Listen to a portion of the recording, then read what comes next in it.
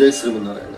ఇంతకుముందు శ్లోకంలో భరద్వాజ మహర్షిని ఉద్దేశిస్తూ వాల్మీకి మహర్షి, నాయన నీ చేతిలో ఉన్న పంచపాత్రను కింద ఉంచి నాకు ఆ నారవస్త్రాన్ని ఇస్తే ఈ పవిత్రమైన తమసా నదీ తీరంలో నేను స్నానం చేసి వస్తాను అని.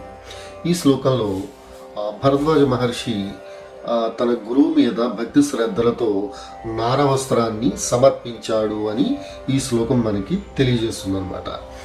ఏవముక్తో భరద్వాజో వాల్మీకేన మహాత్మన ప్రాయచ్చత మునేస్తస్య వల్కలం నియతో గురోః.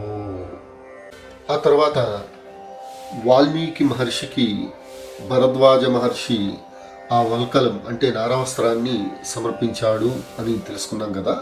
ఇప్పుడు వాల్మీకి మహర్షి భరద్వాజుడు ఇచ్చిన ఆ నారవస్త్రాన్ని స్వీకరించి ఆ నదీ తీరంలో ఉన్న ప్రాంతాన్ని అంతటిని ఒక్కసారి పవిత్రమైన మనస్సుతో ఇంద్రియ నిగ్రహంతో గమనిస్తున్నాడు అని ఈ శ్లోకం మనకి తెలియజేస్తుంది.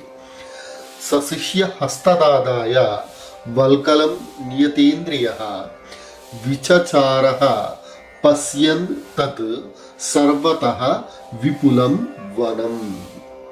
తమసా నదీ తీర్థంలో స్నానానికి ఉపక్రమించే శ్రీ వాల్మీకి మహర్షి ఆ గట్టుపై నిలబడి చుట్టూ చూస్తున్నాడు అని మనం ముందు శ్లోకంలో తెలుసుకున్నాం కదా.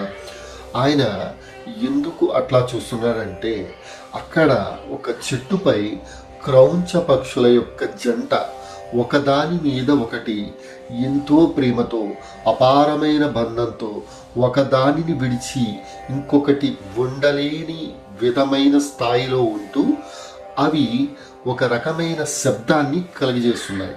ఆ శబ్దం ఎంతో మధురంగా వినటానికి వినసొంపుగా ఉంది అని ఈ శ్లోకం మనకి తెలియజేస్తుంది.